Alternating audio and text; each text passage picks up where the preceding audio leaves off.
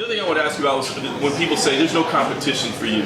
That's the stupidest thing. You throw in a boat of Daniel Cormier. He has no competition because you look at it. He's already beat Oscar Gustafsson, which is ranked number 2, I believe, right?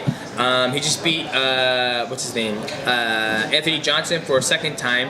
Anthony Johnson just beat Oscar Gustafsson, knocked him out, knocked out Jimmy Minowa, and then he also beat Glover Teixeira. Jimmy Minowa is sitting there think that he's going to be able to knock out Daniel Cormier to where if you're thinking that it's going to take one punch to knock him out, you might be chance, but there's that, obviously everybody has a puncher's chance, but you're going into that fight with one mindset that I just need to hit him to where I'm sorry, my friend, you're going to need more than just a hit to beat him. So you look at the landscape of the light heavyweight division, until DC and John Jones fight again, that's the ultimate goal. So I think Daniel Cormier still has competition because yes, any one of those guys could knock him out. You know what I mean? Right. They gotta do it. So in my division, you have a lot of new up-and-comers. You have a lot of fresh blood that have not fought yet. A lot of guys who have O's against their record. So I'm looking to just keep on fighting and see how well I can do. And see if I can put some more, take away some of the O's. Well, I wonder if you kind of feel it as disrespectful. I feel like for people to say there's no competition, it's almost disrespecting the fact that you've been able to put yourself above everybody. Yeah, I mean, you look at the guys that I fought in our division. You have Joseph Benavidez, he's an absolute killer. He's only lost 4 times in his whole time mixed martial arts career. And then after that, you would have Dotson if you wanted to cut down to 25, but I don't blame him, it's a hard cut.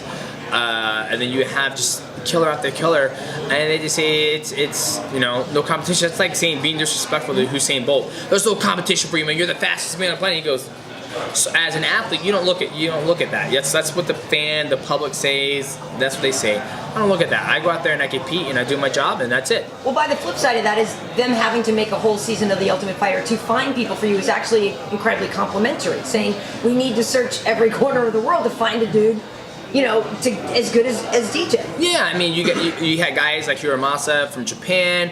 You had guys from Brazil. You literally had every guy from smaller organizations, Legacy Fighting, Titan, all these guys come from, their champions come and fight, and they're still signing new guys. There's a lot of guys who weren't in that tournament that were champions in other organizations around the world. So yeah, I mean, like I said, it's a compliment, but for me as an athlete, you stay focused and you keep your eye on the prize.